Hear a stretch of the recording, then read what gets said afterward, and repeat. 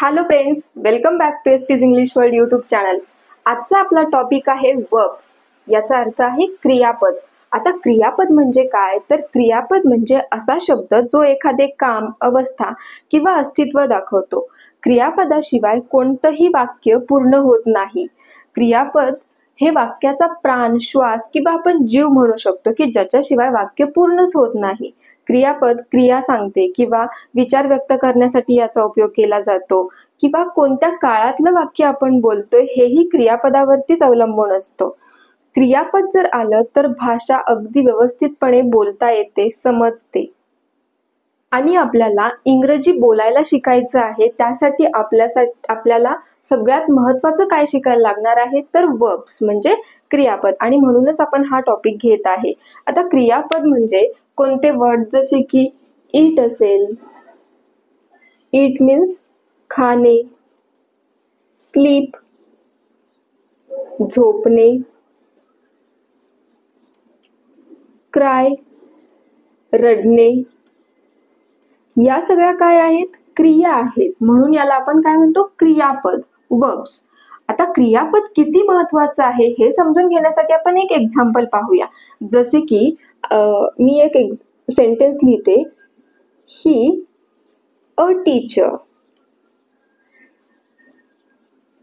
आता या वाक्याचा अर्थ काय होतो? या वाक्याला काही अर्थ आहे का? हे वाक्य मिनिंगफुल आहे का? तर नाही, कारण याच्यामध्ये ही मीन्स तो, अ एक, टीचर शिक्षक. तो एक शिक्षक आहे, होता की असणार आहे हे माहिती आहे का? हे वाक्य आपल्याला हे सांगतच नाहीये की तो एक शिक्षक आहे, की तो एक शिक्षक होता, की तो एक शिक्षक असणार आहे. त्यामुळं इथं आपल्याला महत्वाचं काय आहे तर क्रियापद, वर्ब असणं खूप महत्वाचं आहे. वर्बच आपल्याला हे सांगतं की ही क्रिया काय आहे. तर इथं जर आपल्याला बोलायचं असेल की तो एक शिक्षक आहे, तेव्हा आपण काय घेणार आहे? He is a teacher. तो एक शिक्षक आहे हे आपल्याला कोणी सांगितलं? या इज मी सांगितलं. इज हे काय आहे? क्रियापद आहे. म्हणून वाक्यामध्ये क्रियापद खूप महत्वाचं आहे.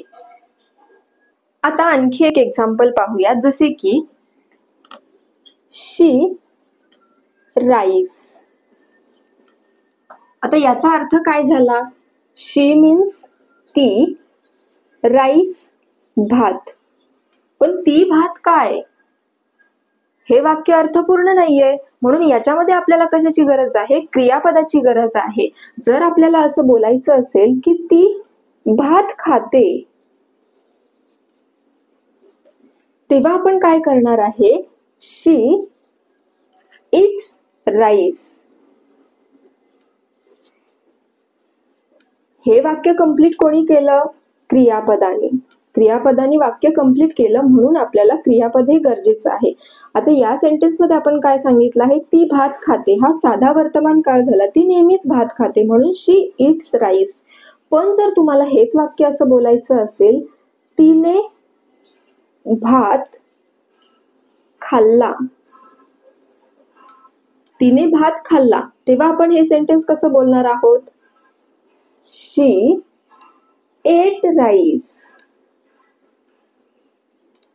हे वाक्य साध्या भूतकाळातलं आहे, तेव्हा आपण काय बोलणार आहे? शी एट राईस मीन्स तिने भात खाल्ला. जर आपल्याला बोलायचं आहे की ती भात खात आहे, ती भात खात आहे, म्हणजे आता क्रिया चालू आहे, तेव्हा आपण काय बोलणार आहे? She is eating rice. She is eating rice means ती भात खात आहे. क्रियापद येतंय, पण त्या क्रियापदात पण काही प्रकार आहेत. क्रियापदाचे एकूण 5 प्रकार पडतात: V1, V2, V3, V4 आणि V5. आता ते यूज कशा पद्धतीने करणार आहे किंवा ते प्रकार कसे करणार आहे हे पण आपण पुढे शिकणार आहे. त्या गोष्टी सुद्धा महत्वाच्या आहेत, कारण जर आपल्याला V1 काय आहे, V2 काय आहे, V3 काय आहे, ते केव्हा वापरायचंय किंवा ते कोणत्या काळामध्ये वापरायचंय हेच माहित नसेल तर आपण हे वाक्य तयार करूच शकत नाही. त्यासाठी आपण आजचा हा टॉपिक घेतलेला आहे आणि ते शिकत आहे आपण. आता आपण पाहूयात V1, V2, V3, V4 आणि V5 म्हणजे काय. तर V1 means main verb. Main verb म्हणजे क्रियापदाचं मूळ रूप, क्रियापद ॲज इट इज घेणं means main verb V1. V2 means काय, तर भूतकाळ रूप, past form. V2 means past form, भूतकाळ रूप. याचा उपयोग आपण भूतकाळामध्ये करतो, म्हणजे सिंपल पास्ट टेन्स मध्ये करतो किंवा साध्या भूतकाळामध्ये करतो. Then V3 means past participle form, म्हणजे पास्ट पार्टिसिपल फॉर्म म्हणजे पूर्ण काळ किंवा परफेक्ट टेन्स. याचा यूज, V3 चा यूज हा पूर्ण काळामध्ये होतो किंवा परफेक्ट टेन्स मध्ये होतो. आता पूर्ण काळ म्हणजे तो पूर्ण काळ पूर्ण भूतकाळ असू शकतो, पूर्ण वर्तमान काळ असू शकतो किंवा पूर्ण भविष्यकाळ असू शकतो. याच्यामध्ये आपण V3 चा यूज करतो. Then V4 means present tense. V4 चा यूज किंवा V4 या फॉर्मचा यूज प्रेझेंट टेन्स मध्ये केला जातो. त्याला एस किंवा ES प्रत्यय लावतो, म्हणजे मेन क्रियापदाला आपण एस किंवा ES प्रत्यय लावून हा फॉर्म बनतो आणि हा फॉर्म आपण प्रेझेंट टेन्स मध्ये यूज करतो. Then next is V5 means present participle form किंवा आपण त्याला जेरंड असं बोलतो, जो ING प्रत्यय लावून तयार केला जातो. याचा यूज हा कंटिन्युअस टेन्स मध्ये केला जातो, म्हणजे चालू काळामध्ये केला जातो. चालू काळ मग चालू भूतकाळ असेल, चालू वर्तमान काळ असेल किंवा चालू भविष्यकाळ असेल, याच्यामध्ये V5 चा यूज केला जातो. आता आपण हे V1, V2, V3, V4, V5 जे आहेत ते आपण डिटेल मध्ये शिकणार आहे. चला तर मग सुरू करूया. First V1 means main verb किंवा मूळ क्रियापद. आता याच्यामध्ये आपण काही एक्झाम्पल्स घेऊया आणि त्याचा आपण यूज कसा होतो ते पाहूयात. मेन वर्ब घेऊया आपण, go, eat, play and write. Go means जाणे, ईट खाणे, प्ले खेळणे, राईट लिहिणे. मेन वर्ब काय आहेत, गो, ईट, प्ले आणि राईट. आता V1 मेन वर्ब जे आहेत त्याचा यूज आपण कशामध्ये करणार आहे, तर प्रेझेंट टेन्स मध्ये करणार आहे. V1 चा यूज हा प्रेझेंट टेन्स मध्ये केला जातो. हे लक्षात ठेवायचं आहे. V1 म्हणजे मेन वर्बचा यूज प्रेझेंट टेन्स मध्ये करायचा आहे. आता आपण एक्झाम्पल पाहूया. गोचं एक्झाम्पल पाहू, जसे की मी दररोज शाळेत जातो.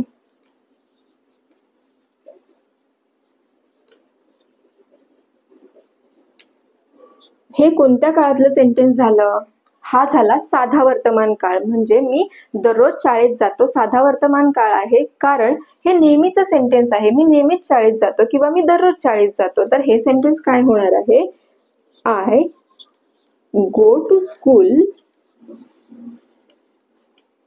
Every day. मीन्स मी दररोज शाळेत जातो, I go to school every day. The next sentence, ते क्रिकेट खेळतात.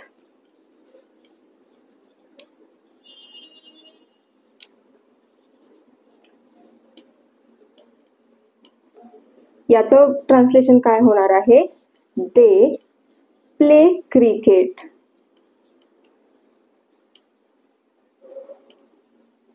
इथं आपण काय यूज केलं, मेन वर्ब यूज केलं. ते क्रिकेट खेळतात म्हणजे नेहमीच क्रिकेट खेळतात.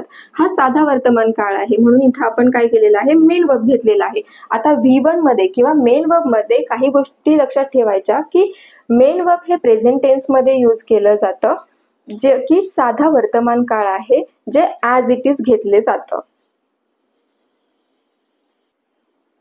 Next V2 means past form. V2 means क्रियापदाचं पास्ट फॉर्म किंवा भूतकाळ रूप.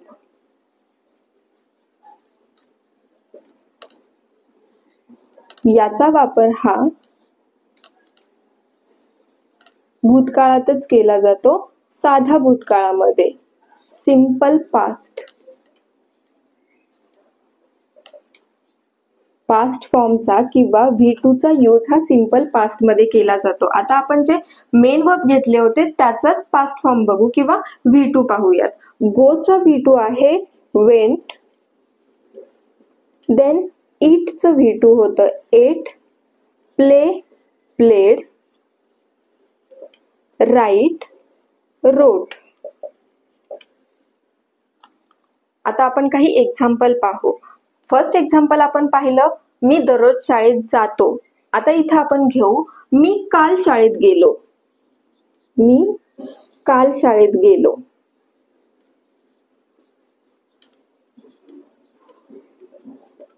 हे सेंटेन्स कोणत्या काळातलं झालं? मी काल शाळेत गेलो म्हणजे हा झाला साधा भूतकाळ. आता साध्या भूतकाळामध्ये आपल्याला काय करायचं आहे? V2 यूज करून सेंटेन्स तयार करायचा आहे. I went to school yesterday.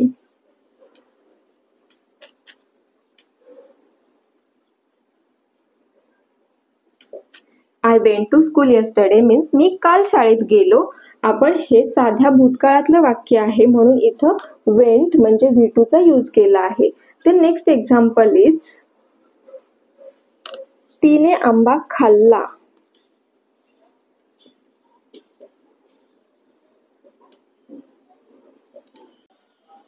तिने आंबा खाल्ला हे सेंटेन्स सुद्धा काय आहे? साध्या भूतकाळातलं आहे. आता साध्या भूतकाळातलं जेव्हा वाक्य असतं तेव्हा आपल्याला काय करायचं आहे? V2 घेऊन सेंटेन्स तयार करायचा आहे. तर तिने आंबा खाल्ला हे सेंटेन्स काय होणार आहे? शी एट मँगो. शी एट मँगो. तिने आंबा खाल्ला हे झालं साध्या भूतकाळातलं वाक्य. आता V2 जेव्हा यूज करायचा असेल तेव्हा लक्षात घ्या की V2 आपण साध्या भूतकाळामध्ये यूज करतो. नाव V3. V3 means past participle form. V3 means past participle form ज्याचा यूज आपण परफेक्ट टेन्स मध्ये करतो. आता ते परफेक्ट टेन्स जे आहे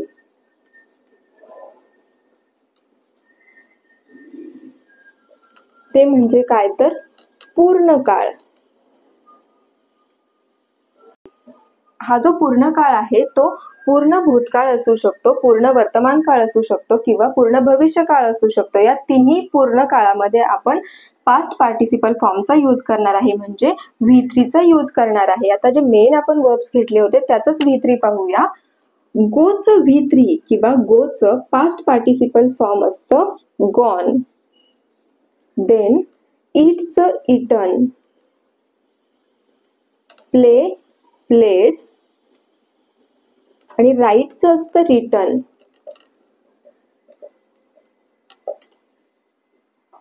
याचा उपयोग आपण कशामध्ये करतो? परफेक्ट टेन्स म्हणजे पूर्ण काळामध्ये करतो. आता काही एक्झाम्पल्स पाहूया. तिने आंबा खाल्ला आहे. तिने आंबा खाल्ला आहे.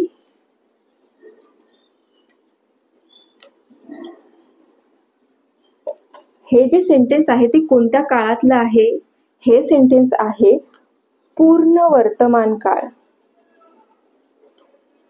हे जे सेंटेन्स आहे ते पूर्ण वर्तमान काळातलं आहे. पण हे पूर्ण वर्तमान काळ आहे हेच कसं समजलं? तर तिने आंबा खाल्ला आहे. खाल्ला आहे वाक्याच्या शेवटी आहे आलं आहे, याचा अर्थ तिने आत्ताच आंबा खाल्ला आहे म्हणून हे पूर्ण वर्तमान काळातलं वाक्य झालं. तर आता इथे हे जे सेंटेन्स होणार आहे तेव्हा आपण या सेंटेन्स मध्ये हॅज, हॅव किंवा हॅड घेणार आहे. V3 चा आणखी एक रूल लक्षात घ्या. V3 म्हणजे पास्ट पार्टिसिपल फॉर्म हा पूर्ण काळामध्ये यूज केला जातो आणि तो आपण हॅव, हॅज आणि हॅड सोबत घेतो. हे लक्षात घ्या. हॅव, हॅज आणि हॅड सोबतच आपण V3 किंवा पास्ट पार्टिसिपल फॉर्म यूज करतो. तिने आंबा खाल्ला आहे. शी. आता शी नंतर आपल्याला हॅव, हॅज किंवा हॅड पैकी एक वर्ड घ्यायचा आहे. आता याच्यामध्ये हॅड हा तर भूतकाळातला झाला, हॅड हे भूतकाळ झालं. आता आपल्याला या दोन्ही पैकी घ्यायचं आहे. हॅव किंवा हॅज पैकी आपण कोणता वर्ड घेणार आहे?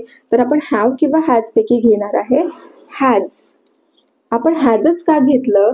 तर कोणत्याही एकवचनी कर्त्यासोबत आपण काय घेतो? हॅज. एकवचनी कर्ता म्हणजे ही, शी, इट किंवा कोणतंही जे एकवचनी नाव असेल तर त्या नावासोबत आपण हॅज घेतो, म्हणून आपण इथं हॅज घेतला आहे, कारण शी हा एकवचनी कर्ता आहे. शी हॅज खाल्ला आहे. आता इथं V3 काय आहे? Eaten. She has eaten a mango. She has eaten a mango. तिने आंबा खाल्ला आहे. आता आपण नेक्स्ट एक्झाम्पल पाहूया. जसे की त्याने पत्र लिहिले होते. त्याने पत्र लिहिले होते. हे जे वाक्य आहे ते कोणत्या काळातलं आहे? हे वाक्य आहे पूर्ण भूतकाळातलं आहे, कारण त्याने पत्र लिहिले होते ही जी क्रिया आहे ती पूर्ण झाली आहे, म्हणून हे वाक्य कोणतं आहे? पूर्ण भूतकाळ आहे. तर हे सेंटेन्स आता कसं होणार आहे? त्याने पत्र लिहिले होते. भूतकाळामध्ये आपण V3 सोबत किंवा पास्ट पार्टिसिपल फॉर्म सोबत काय घेतो आहे आपण? हॅड. म्हणून हे सेंटेन्स काय होईल? He had. देन V3 घ्यायचं आहे आपल्याला. आता लिहिले होते साठी आपण काय घेणार आहे? Written a letter. He had written a letter means त्याने पत्र लिहिले होते. V3 चा यूज कशासाठी करायचा आहे किंवा केव्हा करायचा आहे? तर V3 चा यूज म्हणजे पास्ट पार्टिसिपल फॉर्मचा यूज हा परफेक्ट टेन्स म्हणजे पूर्ण काळामध्ये होतो. पूर्ण वर्तमान काळ, पूर्ण भूतकाळ आणि पूर्ण भविष्य काळामध्ये सुद्धा होतो. आणि आपल्याला V3 सोबत हॅव, हॅज आणि हॅड सोबत आपल्याला V3 घ्यायचं आहे. ही गोष्ट इथे लक्षात ठेवायची आहे. Now use of V4. V4 means present tense.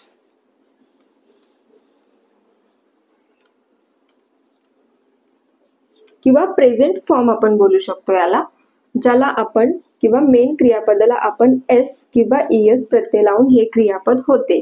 याचा उपयोग प्रेझेंट टेन्स मध्ये केला जातो जेव्हा सब्जेक्ट सिंग्युलर किंवा म्हणजे ही, शी, इट किंवा कोणत्याही प्रकारचं एकवचनी नाव जेव्हा असतं तेव्हा आपण V4 या फॉर्मचा यूज करतो. आता आपण जे मेन वर्ब्स पाहिले होते त्याचा आपण V4 पाहूया. गोचं होतं goes. Then eat, eats. Play, plays. Write, writes. आता आपण एक एक्झाम्पल पाहून हे V4 समजून घेऊयात. तो शाळेत जातो.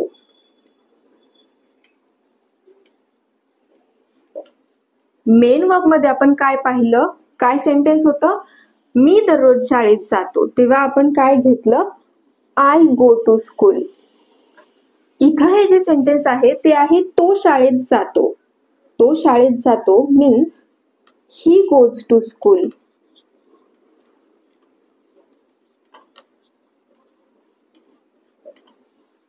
मी म्हणजे मी सुद्धा एकवचनीच आहे, पण तरीही आपण इथे आय गो किंवा आय सोबत मेन वर्ब का घेतलं? तर इथे लक्षात ठेवा, आय सोबत आय सोडून बाकीचे जे एकवचनी कर्ता आहेत ही, शी, इट किंवा एकवचनी कोणतंही नाम याच्या सोबत आपल्याला घ्यायचं आहे V4. इथं ही गोष्ट लक्षात ठेवा. V4 हे ही, शी, इट किंवा कोणतंही नाम म्हणजे सिंग्युलर सब्जेक्ट सोबत एकवचनी कर्त्यासोबत आपल्याला V4 चा यूज करायचा आहे प्रेझेंट टेन्स मध्ये. मग हे जे सेंटेन्स आहे ते काय आहे? तो शाळेत जातो मीन्स हे साध्या वर्तमान काळातलं वाक्य आहे ज्याच्यामध्ये कर्ता हा एकवचनी आहे, म्हणून आपण इथं V4 चा यूज केला आहे. नाव आणखी एक एक्झाम्पल पहा. ती पत्र लिहिते.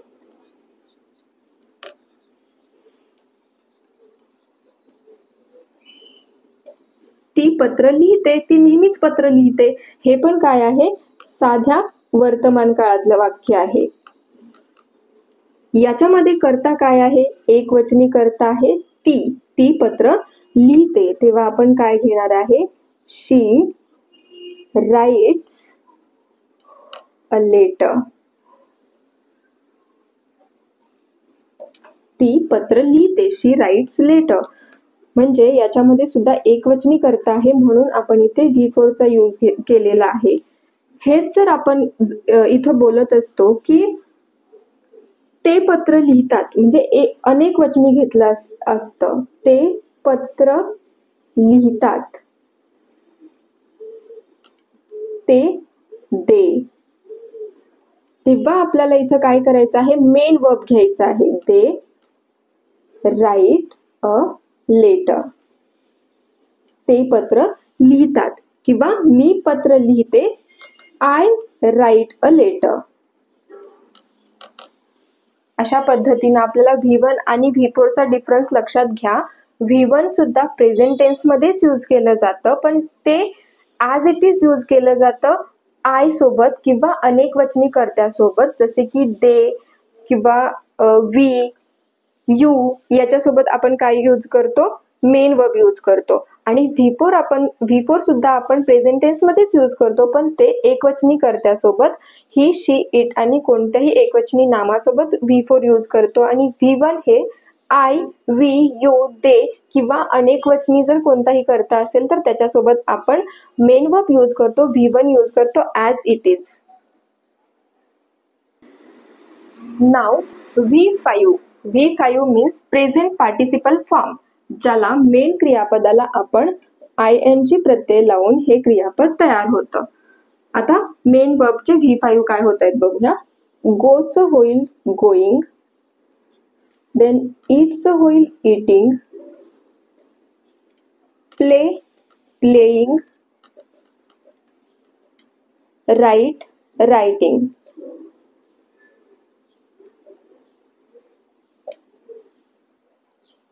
V5 means present participle form. Main क्रियापदाला ING प्रत्यय लावून हा फॉर्म केला जातो. या फॉर्मचा यूज हा चालू काळामध्ये केला जातो. याचा उपयोग कंटिन्युअस टेन्स मध्ये केला जातो. म्हणजेच चालू काळ. हा चालू काळ चालू वर्तमान काळ असू शकतो, चालू भूतकाळ किंवा चालू भविष्य काळामध्येही V5 चा यूज केला जातो. आणि ह्या ज्या V5 चा यूज केला जातो तो कशासोबत केला जातो, तर टू बी ची जी रूपं आहेत त्यासोबत आपण V5 यूज करतो. आता टू बी ची रूपं कोणती आहेत, तर एम, इज, आर, वॉज, वर, बी किंवा बीन सोबत आपण काय करतो, V5 घेतो. याच्यासोबत आपल्याला V5 वापरायचा आहे. म्हणजे चालू काळामध्ये आपल्याला मेन क्रियापदाला ING लावायचं आहे आणि मेन क्रियापदाच्या अगोदर आपल्याला टू बी चे क्रियापद घ्यायचे आहेत, जे की एम, इज, आर, वॉज, वर, बी, बीन असतील. तर आता आपण एक एक्झाम्पल पाहूया. मी शाळेत जात आहे.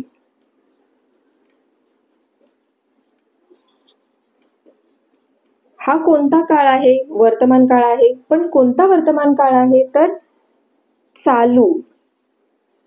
चालू वर्तमान काळ आहे.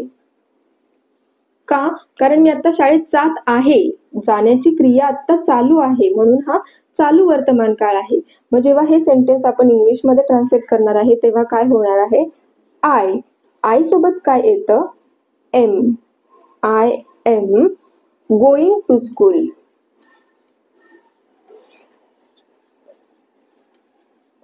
मीन्स मी शाळेत जात आहे, I am going to school. Then next example पहा. ते क्रिकेट खेळत होते.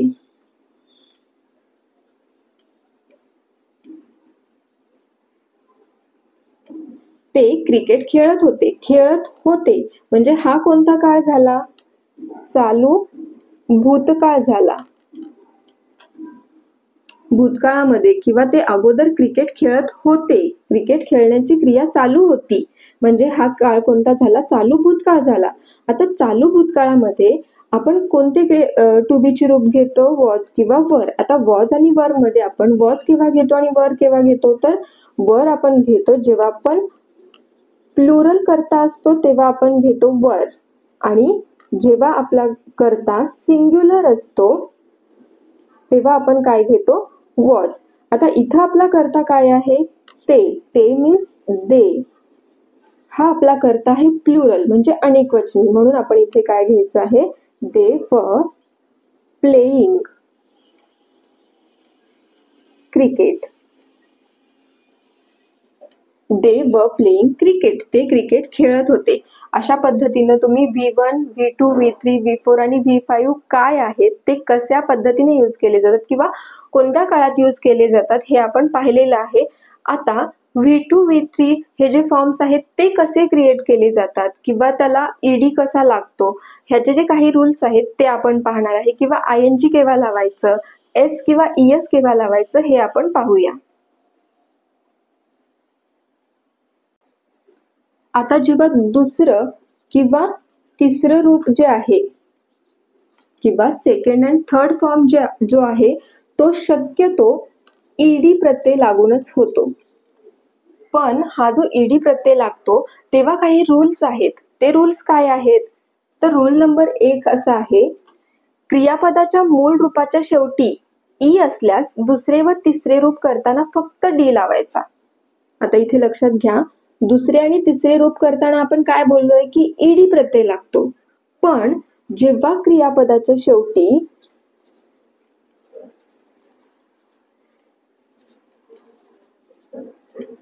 ऑलरेडी ई असेल तेव्हा फक्त डी लावतात.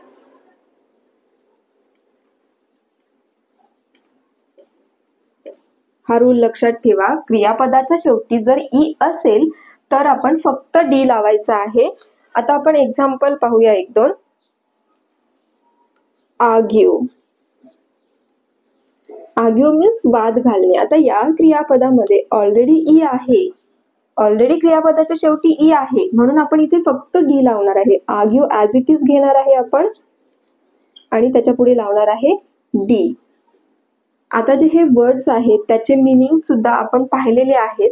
या अगोदर आपण एक सिरीज स्टार्ट केली होती A to Z वर्ड्स, जे आपल्याला महत्त्वाचे असतील किंवा आपल्या बोलण्यामध्ये यूज होतील असे आपण वर्ड्स पाहिलेले आहेत. त्याच्यामध्ये आपण वर्ड्स, त्याचं प्रोनाउन्सिएशन, मराठी अर्थ आणि त्या वर्डचं एक एक्झाम्पल म्हणून सेंटेन्स सुद्धा पाहिलेला आहे. तर डिस्क्रिप्शन बॉक्समध्ये तुम्हाला एक लिंक दिली जाईल, त्या लिंकवरती क्लिक करून तुम्ही ते व्हिडिओज पाहू शकता.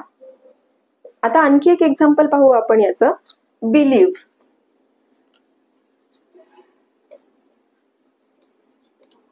बिलीव्ह याच्यामध्ये सुद्धा क्रियापदाच्या शेवटी ई आलेला आहे, म्हणून आपण याचं दुसरं किंवा तिसरं रूप काय होणार आहे? बिलीव्ड. हा रूल लक्षात ठेवा. क्रियापदाच्या शेवटी ई असेल तर फक्त डी लावायचं आहे आणि दुसरं आणि तिसरं रूप तयार करायचं आहे.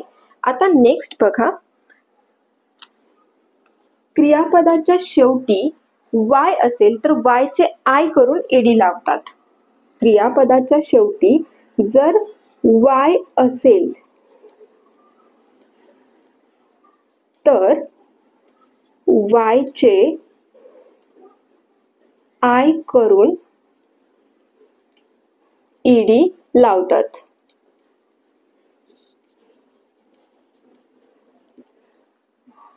जसे की क्राय, CRY, इट्स क्राय. आता याच्यामध्ये क्रियापदाच्या शेवटी काय आहे? वाय आहे. तर आपल्याला काय करायचं आहे? हे वाय कॅन्सल करून तिथे आय करायचं आहे. CR ऑलरेडी घ्या आहे असं, त्याच्यानंतर आपण वायचं केलं आय अँड ईडी. वाय असेल तर आपल्याला काय करायचं आहे? वायचं करायचं आहे आय, जे आपण इथं केलं, आणि त्याच्यानंतर ईडी लावायचं आहे. हे झालं दुसरं रूप. आणि तिसरं रूप सुद्धा सेमच असणार आहे आपलं, CRIED. देन आणखी एक एक्झाम्पल पहा. Study, STUDY, it's study. आता याच्यामध्ये सुद्धा आपल्याला काय करायचं आहे? या क्रियापदामध्ये सुद्धा आपल्याला क्रियापदाच्या शेवटी वाय आलेला आहे, जे की आपण पुढे आय करून ईडी लावणार आहे. STUD ॲज इट इज घेतलं, आय कॅन्सल करून त्याच्या ठिकाणी ई सॉरी वाय कॅन्सल करून त्याच्या ठिकाणी आय लिहिलं आणि ईडी जोडलं. हे झालं V2 आणि V3 सुद्धा आपल्याला सेमच करायचं आहे. किंवा आणखी एखादा वर्ड असेल जसे की ड्राय, फ्राय, अशा पद्धतीचे हे जे क्रियापद आहेत ती सुद्धा सेम अशा पद्धतीने करायची आहेत. आपण वाय कॅन्सल करून तिथं आय ईडी करायचं आहे. आता रूल नंबर 3 बघा काय आहे. रूल नंबर 3 असा आहे की क्रियापदाच्या शेवटी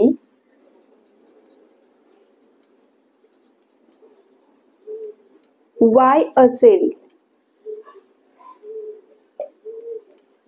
आणि वायच्या अगोदर एक स्वर असेल. स्वर कोणते आहेत आपले? AEIOU हे आपले स्वर आहेत. वायच्या अगोदर एक स्वर असेल तर आपल्याला काय करायचं आहे? सरळ ईडी लावायचं आहे.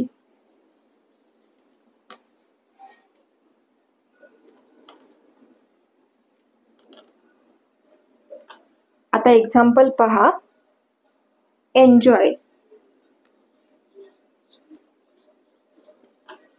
याच्यामध्ये क्रियापदाच्या शेवटी वाय आलेला आहे, पण वायच्या अगोदर काय आलं आहे? ओ. हो, ओ हे काय आहे? स्वर आहे. म्हणून आपल्याला इथं वाय ॲज इट इज घेऊन फक्त ईडी लावायचं आहे. एन्जॉयड. हे झालं V2 and then V3 सुद्धा सेम होणार आहे. एन्जॉयड. देन आणखी एक एक्झाम्पल पहा. प्ले.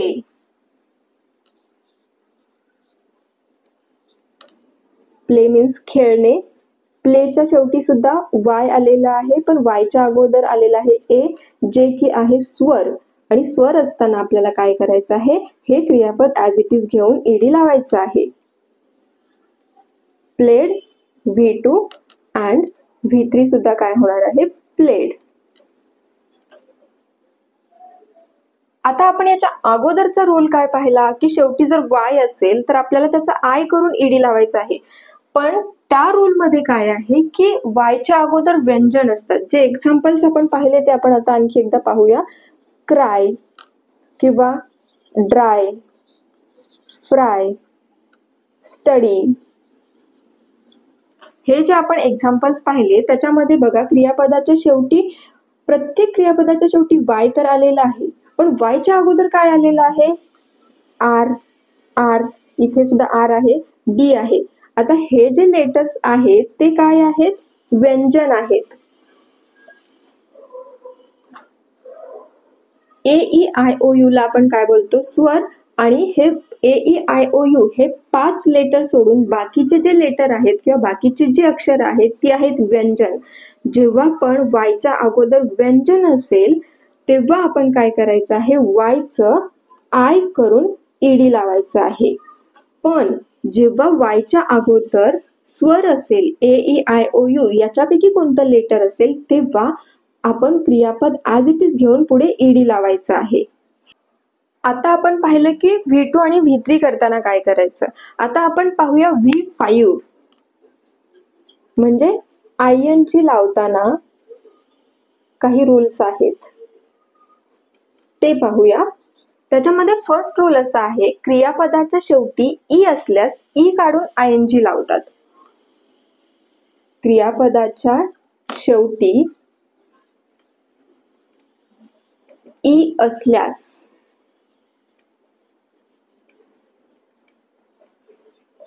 ई काढून ING लावतात. आता एक्झाम्पल्स पाहूया आपण. Become.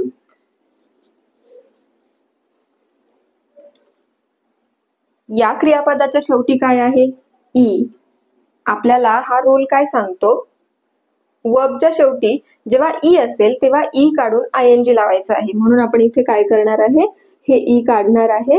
Become, BECOM and then ING. हे झालं V5. आणखी एक एक्झाम्पल पहा. चेंज. चेंज.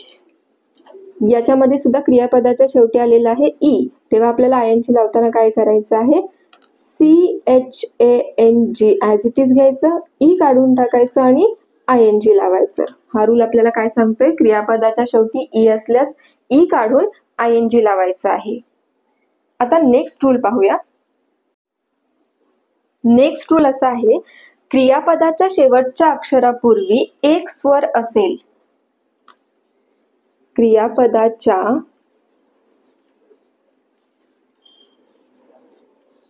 शेवटच्या अक्षरापूर्वी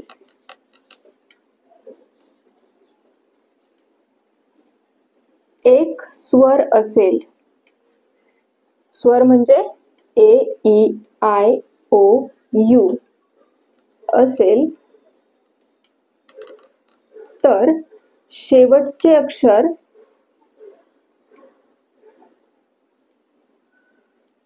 डबल लिहून किंवा 2 वेळा लिहून ING लावायचं आहे.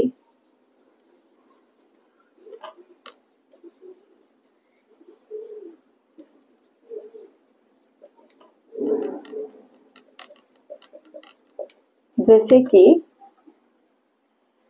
कंट्रोल. या क्रियापदाच्या शेवटी एल आहे, पण या एलच्या अगोदर काय आहे, ओ, जे की स्वर आहे. म्हणून आपण याला ING लावताना कसं लावायचं आहे, इथं कंट्रोल ॲज इट इज घ्यायचं आहे आणि देन शेवटचं अक्षर डबल लिहायचं आहे, म्हणून पुन्हा एकदा एल लिहून ING लावायचं आहे.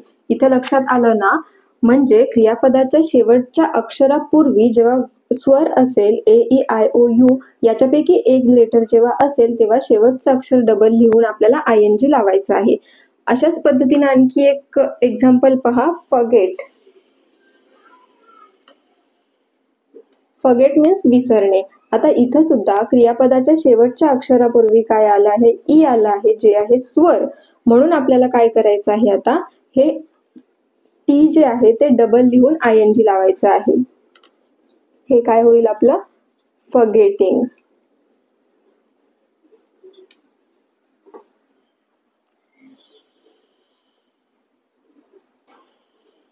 थर्ड रूल काय आहे, क्रियापदाच्या शेवटी IE असेल.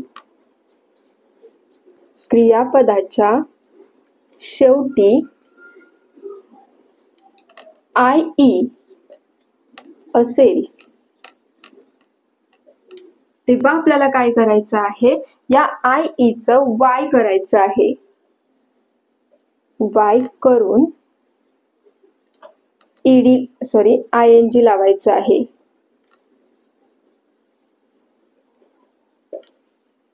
इथं हा रूल काय आहे, क्रियापदाच्या शेवटी म्हणजे त्या वर्बच्या शेवटी, त्या शब्दाच्या शेवटी जर IE असेल तर त्याचं Y करून ING लावायचं आहे.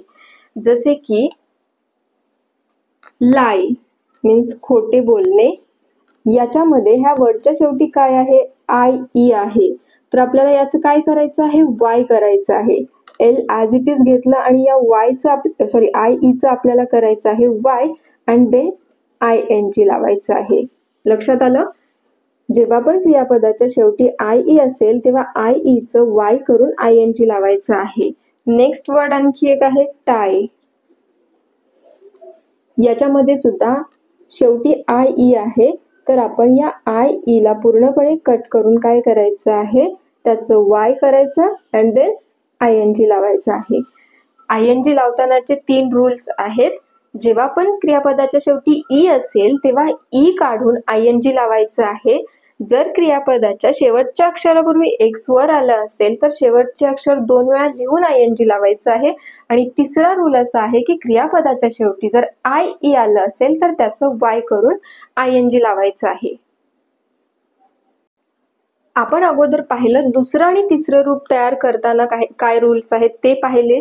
ING लावताना म्हणजे V5 हा फॉर्म तयार करताना काय रूल्स आहेत हेही पाहिले. आता आपण पाहूया V4 म्हणजे V4 हे जे क्रियापद आहे किंवा हा जो फॉर्म आहे तो कसा तयार करायचा, म्हणजे त्याला S किंवा ES जोडलं जातं. पण ते केव्हा, तर जेव्हा कोणतंही क्रियापद असेल, नॉर्मल जे क्रियापद असेल तेव्हा आपण काय करायचं आहे, फक्त एस लावायचं आहे. बऱ्याच क्रियापदांना फक्त एस लागतं. जसे की प्ले जे आहे आपलं, त्याला फक्त काय लागणार आहे, एस. त्याचं होणार आहे प्लेज. हे झालं V4. आणखी रीड असेल, रीड मीन्स वाचणे, त्याला सुद्धा ॲज इट इज फक्त एस लागून आपलं V4 तयार होणार आहे. किंवा कुक असेल, कुकला सुद्धा फक्त एस लावून त्याचं आपण करणार आहे कुक्स. पण याच्या पाठीमागं एक रूल आहे. जेव्हा ES म्हणजे ES केव्हा लावायचं याचा जो रूल आहे तो आपण पाहूया. हा रूल इथं लक्षात ठेवा. जेव्हा आपण क्रियापदाच्या शेवटी CH, SH, double S, X किंवा O असेल तेव्हा क्रियापदाला आपण काय लावायचं आहे, ES लावायचं आहे. नॉर्मली प्रत्येक क्रियापदाच्या शेवटी आपण फक्त एस लावतो. पण जेव्हा क्रियापदाच्या शेवटी CH, SH किंवा डबल S, X किंवा O यापैकी लेटर्स असतील तेव्हा काय करायचं आहे, आपण ES लावायचं आहे. आता याचं एक एक्झाम्पल पाहूया आपण. वॉच. वॉच मीन्स पाहणे. आता या क्रियापदाच्या शेवटी काय आलं, CH आलेला आहे, म्हणून आपण काय करायचं आहे, इथे ES लावायचं आहे. याचं वॉचचं होईल watches. Watch as it is घ्यायचं आहे आपल्याला अँड देन ES लावून आपण काय करणार आहे, V4 करणार आहे. Then SH, wash. या क्रियापदाच्या शेवटी सुद्धा काय आलं, SH आलं. SH आलं आहे म्हणून आपल्याला इथे लावायचं आहे ES. Wash as it is घेऊन ES लावायचं आहे. Then pass.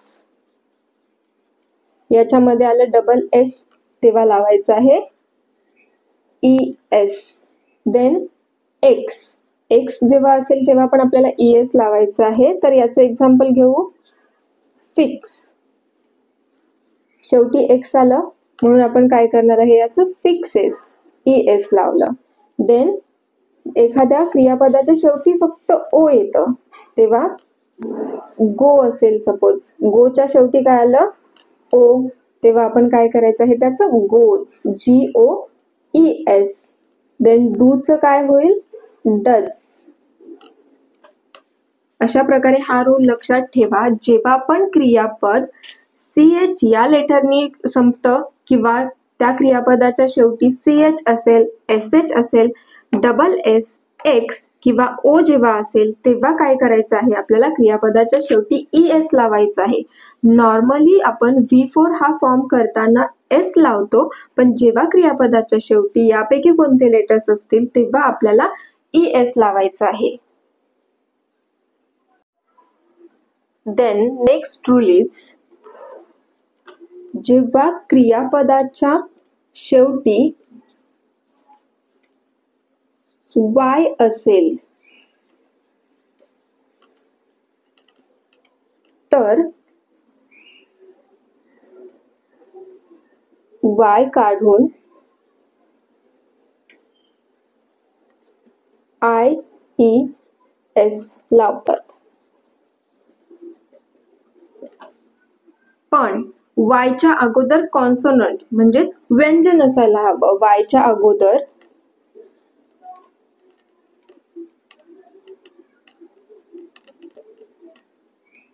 व्यंजन असेल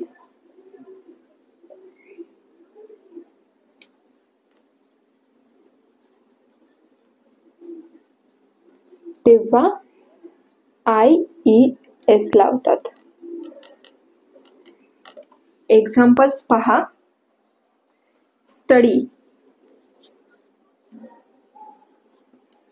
स्टडीच्या शेवटी काय आहे, Y आहे, पण वायच्या अगोदर काय आहे, व्यंजन आहे. आपले स्वर कोणते आहेत, स्वर नेहमी लक्षात ठेवायचे आहेत. A, E, I, O, U हे जे आहेत ते आहेत स्वर, वॉवल्स. हे आहेत स्वर आणि हे 5 लेटर्स सोडून बाकीचे जे सगळे लेटर्स आहेत ते आहेत व्यंजन. जेव्हा पण वायच्या अगोदर व्यंजन आलेलं असेल तेव्हा हे Y कट करून आपल्याला IES लावायचं आहे. म्हणजे या स्टडीचं काय होईल, स्टडीज. ते स्टडीज होताना कसं होणार आहे बघा, STUD ॲज इट इज घेतलं, हे Y काढून IES. किंवा फ्लाय याच्यामध्ये सुद्धा शेवटी Y आलेला आहे, त्याच्या अगोदर आलेला आहे व्यंजन, तेव्हा आपण काय करायचं, FL ॲज इट इज घेऊन Y काढून त्याचं I करायचं आणि नंतर ES प्रत्यय लावायचं आहे. किंवा ट्रायचं होईल ट्रायज. अशा पद्धतीने हा रूल लक्षात ठेवायचा आहे. पण दुसरा जो रूल आहे तो असा आहे की क्रियापदाच्या शेवटी Y असेल आणि Yच्या अगोदर जर स्वर असेल तर फक्त S लावायचा आहे. नेक्स्ट रूल जो आहे तो आहे क्रियापदाच्या शेवटी Y असेल आणि Yच्या अगोदर